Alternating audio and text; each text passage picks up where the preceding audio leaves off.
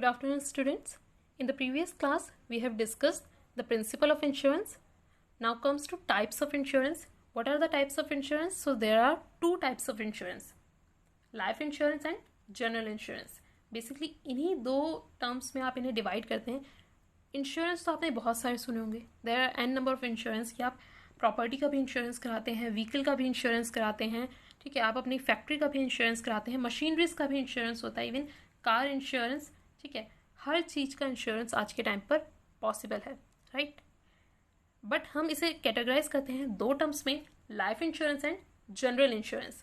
Life insurance जिसमें आप life को इंश्योर कर रहे हो, यानी किसी एक पर्सन की लाइफ को इंश्योर कर रहे हो, और जितने अदर इंश्योरेंस आ जाते हैं वो सारे के सारे आपके किसका पार्ट हो जाते हैं, जनरल इंश्योरेंस का, राइट. अब देखो, सबसे पहले लाइफ इंश्योरेंस को समझो. लाइफ इंश्योरेंस में आप क्या करते हो. सपोज ये एक पर्सन है राम, ठीक है. He is the only earner of his family, ठीक है. ओनली अर्नर यानी सिर्फ यही अर्न करते हैं और कोई इनकी फैमिली में अर्न नहीं करता. इनके पेरेंट्स हैं जिनकी एज बहुत ज़्यादा है, जो अर्न नहीं कर सकते, राइट. इनके चिल्ड्रन हैं जिनकी एज बहुत कम है, जो अभी इस एज में आई ही नहीं है कि वो अर्न कर सकें, राइट. तो इट मीन्स यहाँ पर सिर्फ और सिर्फ राम एक ऐसा पर्सन है उनकी फैमिली में जो अर्न कर रहा है और वो पूरी फैमिली को मैनेज कर रहा है, राइट. तो बेसिकली राम के ऊपर सारी रिस्पॉन्सिबिलिटी है. सो इन केस राम की डेथ हो जाती है, उसके बाद इनकी फैमिली का क्या होगा, ठीक है. तो इस रिस्क को कवर करने के लिए हम लाइफ इंश्योरेंस लेते हैं.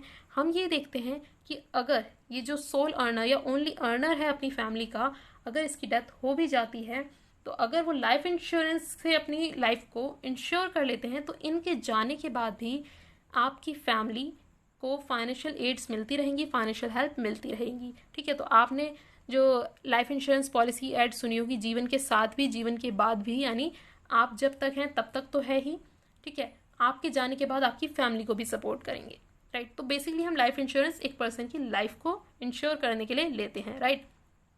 अब ये देखो, एक मेजर डिफरेंस जो लाइफ इंश्योरेंस और जनरल इंश्योरेंस में होता है वो क्या होता है.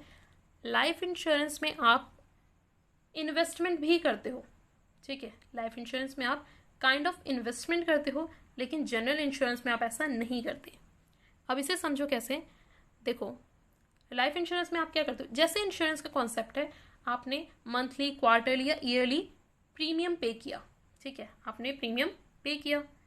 अब क्या होता है, लाइफ इंश्योरेंस आप अपनी लाइफ का लेते हो. सपोज आज वो पर्सन 30 ईयर्स का था और आपने लाइफ इंश्योरेंस ले लिया 30 ईयर्स का, ठीक है. इट मीन्स 30 ईयर्स के बाद जब वो 60 ईयर्स का होगा, ठीक है, तो आज अगर वो 30 ईयर्स का है और उसने 30 ईयर्स का इंश्योरेंस लिया है, तो 30 + 30 यानी जब वो 60 ईयर्स का हो जाएगा तब उसका वो इंश्योरेंस का टाइम कंप्लीट हो जाएगा, right.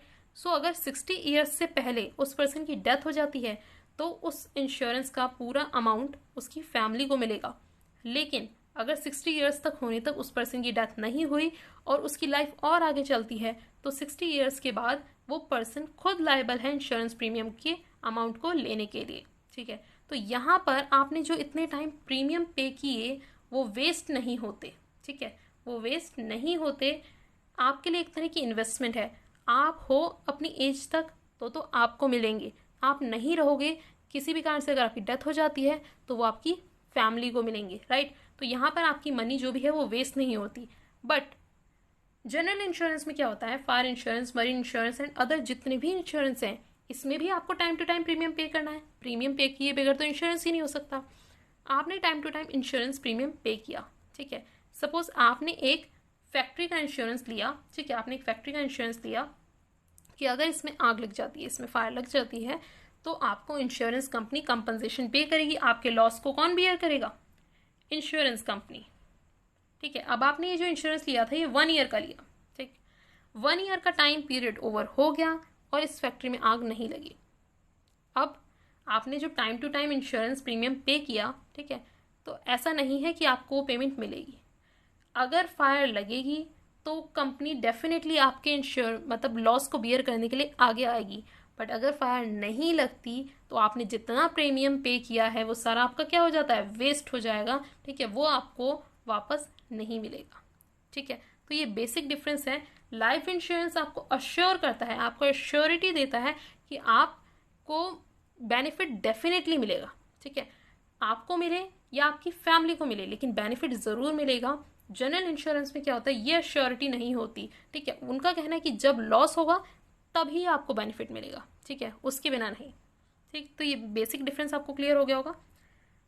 Concept of life insurance, क्या कहता है life insurance? Under life insurance the amount of insurance is paid on the maturity of policy और the death of policy holder whichever is earlier.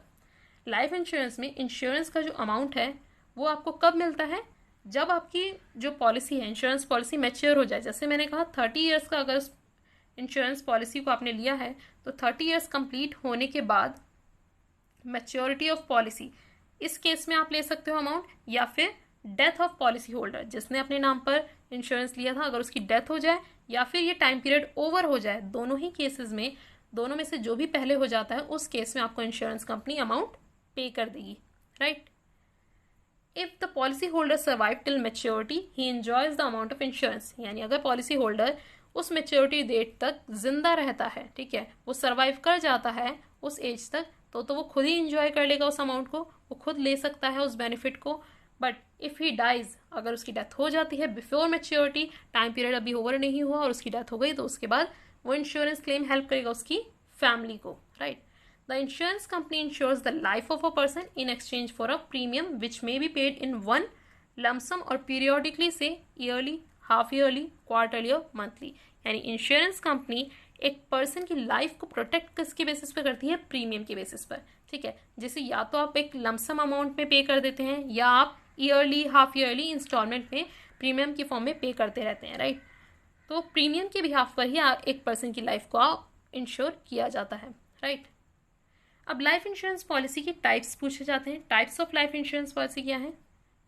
First है आपका whole life policy. Whole life policy मतलब आपकी पूरी life को protect कर रहा है, यानी आपकी लाइफ 60 ईयर्स तक है, 70 ईयर्स तक है, 80 ईयर्स तक है, आपको नहीं पता, राइट। ये आपको नहीं पता, आप प्रिडिक्ट नहीं कर सकते कि मैं 60 साल की उम्र तक जीऊँगा या 70 साल की उम्र तक जीऊँगा, ये डिपेंड करता है गॉड पर, वही बता सकते हैं कब तक आप जीवित रहेंगे, राइट। तो यहाँ ये केस है कि ये होल लाइफ पॉलिसी, यानी अगर आप 95 की एज में भी डेथ करते हैं तभी ये अमाउंट आपको मिलेगा।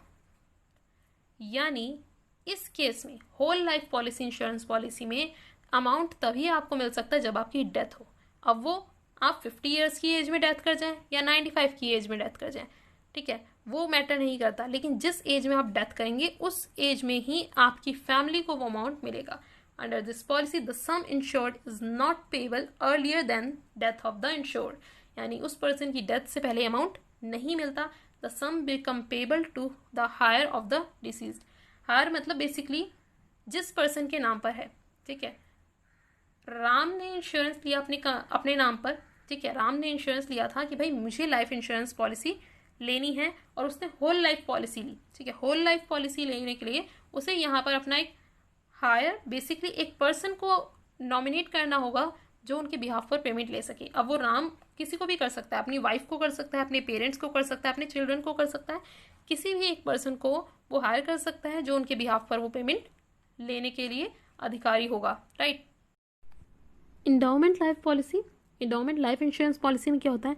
इसमें वही केस जो मैंने सबसे पहले डिस्कस किया था, ठीक है, कि आपने 60 ईयर्स तक की एज का आपने जो लाइफ इंश्योरेंस लिया है, ठीक है, एंडाउमेंट लाइफ इंश्योरेंस पॉलिसी, तो 60 ईयर्स तक की एज के बाद भी अगर आप सर्वाइव कर जाते हैं तो आपको मिल जाएगा, और डेथ हो जाती है इन केस उससे पहले तो आपकी फैमिली को मिल जाएगा, ठीक है, या जिसको भी आपने नॉमिनी बनाया होगा उस पर्सन को वो अमाउंट दे दिया जाएगा। जो भी डेट आपकी पहले हो जाती है, 60 ईयर्स की एज या तो पहले हो जाती है या डेथ आपकी पहले हो जाती है, दोनों ही केसेस में आपको अमाउंट मिल जाएगा, राइट। नेक्स्ट है फिर joint life policy. Joint life policy में आप क्या करते हो? आप 2 या 2 से ज़्यादा लाइफ का एक साथ इंश्योरेंस कराते हो। It involves the insurance of 2 और मोर लाइफ सिमिल्टेनियसली। मोस्टली ये क्या किया जाता है, हस्बैंड वाइफ इंश्योरेंस ले लेते हैं, ठीक है। इन केस हस्बैंड की डेथ हो जाती है तो अमाउंट सारा किसको मिल जाएगा? वाइफ को मिल जाएगा, या वाइफ की डेथ हो जाती है तो सारा अमाउंट हस्बैंड को मिल जाएगा, ठीक है। The policy money is payable on the death of any one life assured and the assured sum will be payable to the survivor or survivors। यानी किसी एक पर्सन की डेथ, ठीक है, जो भी assured था यानी जिसने भी इंश्योरेंस लिया था, किसी उन दोनों में से 2 लोगों ने लिया, अगर दोनों में से किसी भी एक की डेथ हो जाती है तो जो सर्वाइव कर गया, जो पर्सन बच गया, उसे सारा अमाउंट इंश्योरेंस का मिल जाता है, राइट। अब ज़रूरी नहीं है यहाँ 2 ही लोग हों, 3 लोग भी हो सकते हैं, राइट। नेक्स्ट है आपका annuity policy. Annuity policy basically ये आप काइंड ऑफ पेंशन होता है, ठीक है। आपने क्या किया, time to time annuity policy में आपने time to time premium pay किया, ठीक है। एक एज तक आपने प्रीमियम पे किया, उस प्रीमियम के बाद आपको क्या था कि आपके पास मंथली, क्वार्टरली, जैसे आपने डिसाइड किया कि आपको मंथली चाहिए या क्वार्टरली चाहिए, हाफ ईयरली या एनुअल इंस्टॉलमेंट, कि आपको टाइम टू टाइम जो आपका इंश्योरेंस का अमाउंट था, ठीक है, सपोज आपका इंश्योरेंस था 10 लाख का, तो 10 लाख आपको फुल एक साथ नहीं मिलेगा, यहाँ पर आपकी इन अमाउंट की इंस्टॉलमेंट बन जाएगी, ठीक है।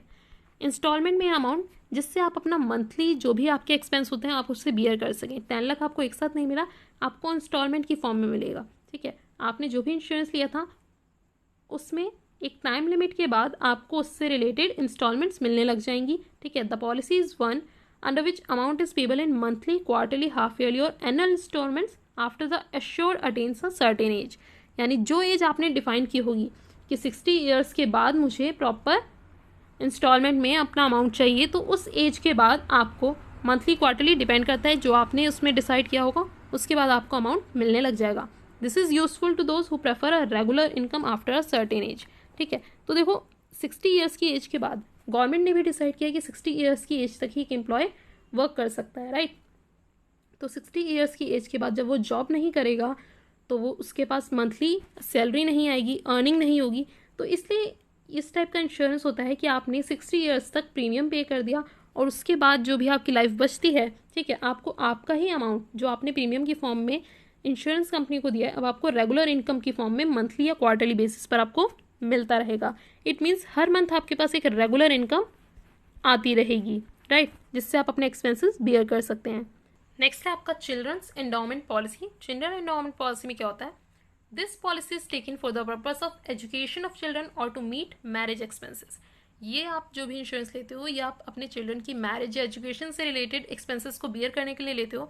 तो आप क्या मतलब, ये जो इंश्योरेंस होता है इसमें चिल्ड्रन की एक सर्टेन एज के बाद वो अमाउंट मिल जाता है, ठीक है। The insure agrees to pay assured sum when the child attains a certain age. यानी इंश्योरेंस कंपनी आपको अश्योर करती है कि आपका चिल्ड्रन जब भी 18 ईयर्स का हो जाएगा या जो भी एज आपने डिफाइन की है, उस एज के बाद इंश्योरेंस कंपनी आपके चिल्ड्रन की एजुकेशन से रिलेटेड और मैरिज से रिलेटेड एक्सपेंसेस को बियर करेगी, राइट। तो इस टाइप का इंश्योरेंस भी आप लेते हो चिल्ड्रन एंडोमेंट पॉलिसी में। तो ये थे आपके सारे लाइफ इंश्योरेंस पॉलिसी के टाइप।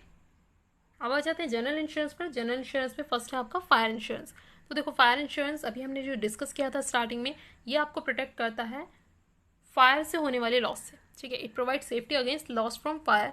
आप किसी भी प्लेस का इंश्योरेंस लेते हैं इस बेसिस पर कि अगर यहाँ पर फायर की वजह से लॉस होता है तो इंश्योरेंस कंपनी आपको कंपनसेशन देगी, ठीक है। तो इसके लिए आप फायर इंश्योरेंस लेते हैं। लेकिन यहाँ पर यही है कि अगर लॉस होगा तभी आपको पेमेंट मिलेगी, अदरवाइज लॉस नहीं हुआ तो आप क्लेम नहीं कर सकते अपने अमाउंट के लिए, राइट। इंश्योरेंस में आपने प्रीमियम तो पे कर दिए बट आपको वो अमाउंट तभी मिलेगा जब एक्चुअल लॉस होगा, ठीक है। लॉस नहीं हुआ तो आपको पेमेंट भी नहीं मिलेगी, आप क्लेम नहीं कर सकते फ्यूचर में, राइट।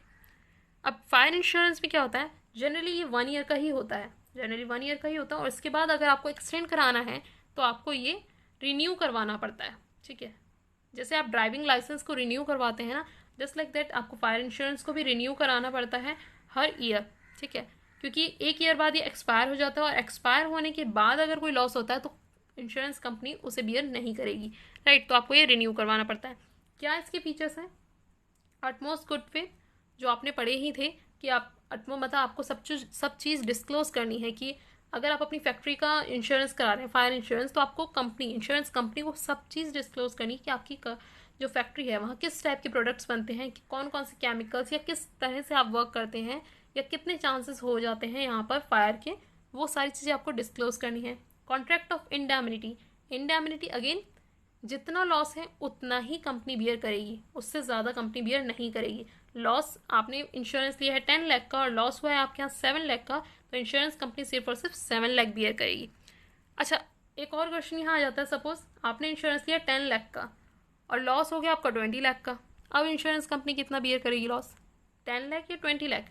इंश्योरेंस तो आपने 10 लाख का लिया है, लॉस आपका 20 लाख का होगा, तो भाई इंश्योरेंस जितने का लिया है उतने का ही लॉस बियर किया जाएगा, इसके बियॉन्ड आपकी रिस्पॉन्सिबिलिटी है, ठीक है। इंश्योरेंस कंपनी 10 लाख से ज़्यादा लॉस बियर नहीं करेगी, राइट।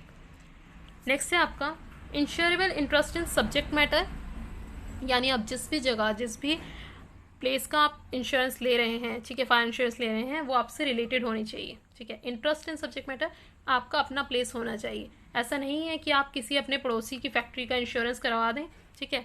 आपको अपनी ही फैक्ट्री या आपका जो भी जिस भी चीज़ का फायर इंश्योरेंस ले रहे हैं वो आपको बिलोंग करनी चाहिए, ठीक है। उसके होने ना होने से आपको इफेक्ट होना चाहिए, राइट। आप किसी थर्ड पर्सन के प्रोडक्ट का या किसी थर्ड पर्सन के प्लेस का फायर इंश्योरेंस नहीं ले सकते। नेक्स्ट है आपका subject to the doctrine of cause proxima, basically जो कॉज मेंशन किया है उसी के अकॉर्डिंग लॉस होना चाहिए, ठीक है। फायर से रिलेटेड आपका लॉस होगा उसे इंश्योरेंस कंपनी बियर करेगी, बट वो फायर भी एक्सीडेंटल होनी चाहिए, ठीक है। क्योंकि अगर आप इंटेंशनली फायर लगा दें और आप सोचें कि इंश्योरेंस कंपनी से आप पैसा ले लें, तो यहाँ पर इंश्योरेंस कंपनी आपको पे नहीं करेगी, ठीक है। अगर उन्हें ये पता लग जाता है कि ये जो फायर थी एक्सीडेंटली नहीं लगी थी, ये इंटेंशनली लगाई गई थी, यहाँ पर इंश्योरेंस कंपनी बिल्कुल कोई भी आपको अमाउंट पे नहीं करेगी, राइट। तो जो कॉज है उसी के अकॉर्डिंग लॉस होना चाहिए। It is a contract for an year, ये 1 ईयर का कॉन्ट्रैक्ट होता है और जनरली 1 ईयर बाद ये एक्सपायर होता है, तो आपको इसे रिन्यू कराना पड़ता है अगर आप चाहते हैं कि आप आगे भी इंश्योर्ड रहें तो, राइट। तो ये था फायर इंश्योरेंस। नेक्स्ट है आपका मरीन इंश्योरेंस। देखो मरीन इंश्योरेंस में क्या होता है, बेसिकली जितना भी एक्सपोर्ट इम्पोर्ट होता है उसका मेजर पोर्शन जो होता है वो किससे होता है, आपका सी रूट से, ठीक है। सबसे ज़्यादा सी रूट से ही प्रोडक्ट्स एक्सपोर्ट और इंपोर्ट किए जाते हैं, ठीक है। और आपको पता है सी रूट बहुत लॉन्ग भी होता है, 7 to 8 डेज में एक शिप एक जगह से दूसरी कंट्री में पहुंचता है, राइट। तो इतना लंबा डिस्टेंस होता है और इतना ज़्यादा आप एक्सपोर्ट इंपोर्ट कर रहे हैं, तो वहाँ पर इंश्योरेंस की नीड भी होती है, राइट, कि किसी भी तरह का लॉस ना हो और अगर लॉस हो भी जाए तो वो रिकवर हो जाए। तो बेसिकली मैरिन इंश्योरेंस क्या करता है, it provide protection against loss by marine perils and perils of the sea, यानी समुद्र में होने वाले जितने भी जोखिम है, ठीक है, उनसे ही आपको प्रोटेक्ट करता है। अब वो मैन मेड भी हो सकते हैं और नेचुरल भी हो सकते हैं। देखो नेचुरल डिजास्टर्स तो सी में होते ही रहते हैं, राइट। किसी भी तरह का तूफान आ सकता है, सुनामी आ सकती है, बहुत सारे रीजंस हो सकते हैं कि आपका शिप या आपका जो सामान है वो डैमेज हो सकता है, राइट। प्लस मैन मेड क्या, जितने भी पायरेट्स होते हैं समटाइम्स वो बहुत बड़े बड़े शिप्स को अपने पास रख लेते हैं या लूट लेते हैं रास्ते में, तो वहाँ पर भी आपका जो लॉस होता है वो बियर कर लेती है मैरिन इंश्योरेंस, अगर आपने उसका इंश्योरेंस लिया है तो, राइट। इसमें भी आपके 3 टाइप के इंश्योरेंस होते हैं, शिप और हल इंश्योरेंस, यानी इसमें आप क्या करते हो, आप पूरे शिप का इंश्योरेंस लेते हो, यानी शिप में जितना सामान जा रहा है वो, जितने आपके पैसेंजर या क्रू मेंबर्स हैं उनका जो सामान है वो सारा मिलाकर इंश्योरेंस होता है पूरे शिप का, राइट। यानी शिप को कोई डैमेज होता है, सामान को कोई डैमेज होता है, तो इस केस में इंश्योरेंस कंपनी बियर करेगी। लेकिन अगर पूरे शिप का इंश्योरेंस है तो ये कौन लेगा, ये लेगी शिप का ओनर या जो शिप की भी ओनर कंपनी है वो इस इंश्योरेंस को लेती है, ठीक है। जो भी शिप की ओनर है वो इस इंश्योरेंस को लेती है अपने डैमेज को प्रोटेक्ट करने के लिए, राइट। फिर नेक्स्ट आता है आपका कार्गो इंश्योरेंस। कार्गो यानी शिप के अंदर जो सामान जा रहा है, शिप के अंदर सिर्फ एक पर्सन का सामान नहीं जाता, बहुत सारे लोगों का सामान एक्सपोर्ट इंपोर्ट होता है, राइट। तो अब इसमें सपोज ये ए कंपनी का है, ये बी कंपनी का है और ये सी कंपनी का है, ठीक है। तो उन्होंने अपने अपने प्रोडक्ट या अपने अपने सामान को उन्होंने इंश्योर करा लिया, तो इसे कहा जाता है कार्गो इंश्योरेंस। एक प्रोडक्ट यहाँ से जा रहा है, सपोज इंडिया से आप लंदन भेज रहे हैं कुछ सामान, ठीक है, तो यहाँ पर डिस्टेंस भी ज़्यादा है, ठीक है, प्लस आपका प्रोडक्ट के डैमेज होने के चांसेस भी ज़्यादा हैं, ठीक है। रीज़न क्या होता है, आपने पैक कर कर सामान दे दिया, अब लॉन्ग डिस्टेंस में वो सामान किस तरह से, रास्ते में आपका बारिश आ सकती है या समुद्र का पानी आ सकता है, उससे वो डैमेज हो सकता है, या आपने जो भी पैकेजिंग की थी उसकी सील अगर ब्रेक हो जाती है तो वहाँ वो चीज़ डैमेज हो सकती है। बहुत सारे रीजंस हो सकते हैं कि आपका ये जो सामान जा रहा है वो रास्ते में ही डैमेज हो जाए। सो बेसिकली कार्गो इंश्योरेंस क्या करता है, आपको प्रोटेक्ट करता है आपके सामान के लिए कि अगर वो रास्ते में डैमेज हो जाता है तो भी आपको उसकी फिक्र करने की ज़रूरत नहीं है, क्योंकि आपका जो लॉस है वो कौन बियर करेगा, मैरिन इंश्योरेंस बियर करेगा, ठीक है, इंश्योरेंस कंपनी बियर करेगी। नेक्स्ट आ जाता है आपका फ्रेट इंश्योरेंस। फ्रेट का मतलब होता है किराया, फेयर, ठीक है। तो देखो मोस्ट ऑफ द टाइम्स ऐसा होता है, शिप को जो उसका फ्रेट चार्जेस हैं, ठीक है, शिप जो एक जगह से दूसरी जगह सामान को लेकर जा रहा है उसके जो भी चार्जेस हैं वो उसे कब मिलते हैं, जब वो उस डेस्टिनेशन पर पहुंच जाते हैं, ठीक है। 7 डेज के बाद जब वो उस डेस्टिनेशन पर पहुंच जाएंगे, वहां जाकर उन्हें अपने फ्रेट चार्जेस मिलते हैं, तो यहाँ पर ये हो जाता है कि अगर रास्ते में ही शिप डैमेज हो गया, शिप पहुँचा ही नहीं, तो जो फ्रेट चार्जेस थे वो तो शिप के ओनर को मिले ही नहीं, राइट, वो उसे मिले ही नहीं, और फ्रेट चार्जेस होते भी ज़्यादा हैं, ठीक है। तो यहाँ पर फ्रेट चार्जेस को प्रोटेक्ट करने के लिए फ्रेट इंश्योरेंस लिया जाता है। तो ये इंश्योरेंस लेगा कौन, फ्रेट इंश्योरेंस? तो देखो यहाँ ए शिपिंग कंपनी थी, इस शिपिंग कंपनी के शिप में सारा सामान लोड होकर दूसरी कंट्री में जा रहा था, ठीक है। यहाँ बी शिपिंग कंपनी थी जो सामान को, उस कार्गो को रिसीव करने वाली थी, राइट। तो ए शिपिंग कंपनी से जो शिप जा रहा था उसे पेमेंट कौन करेगा? बी शिपिंग कंपनी, जो भी प्रोडक्ट आ रहे हैं उन्हें रिसीव करेगी, राइट।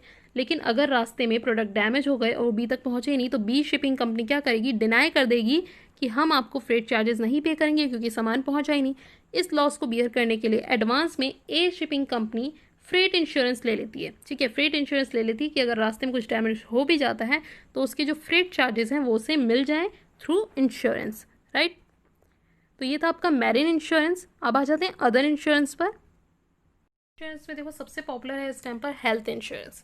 हेल्थ इंश्योरेंस मोस्टली लोग ले रखे होते हैं अपनी फैमिली में, ठीक है, कि कोई भी हेल्थ इशू हो जाता है तो आप अपनी फैमिली को अच्छे से अच्छा ट्रीटमेंट दिला सकें अच्छे से अच्छे हॉस्पिटल में, राइट। तो इस टाइम पर तो आपने देखा होगा बहुत ज़्यादा आपको टीवी पे एडवर्टीजमेंट दिख रहा होगा हेल्थ इंश्योरेंस का। रीज़न क्या है? सिचुएशन ही ऐसी है, पैंडेमिक सिचुएशन है, तो इस टाइम पर हर कोई हेल्थ इंश्योरेंस सेल करने में लगा हुआ है कि आप हेल्थ इंश्योरेंस ले लीजिए कि अगर आपकी फैमिली में किसी को कोई प्रॉब्लम हो जाती है, कोई बीमार पड़ जाता है, तो आप बिना किसी टेंशन के उसका ट्रीटमेंट आप करा सकें।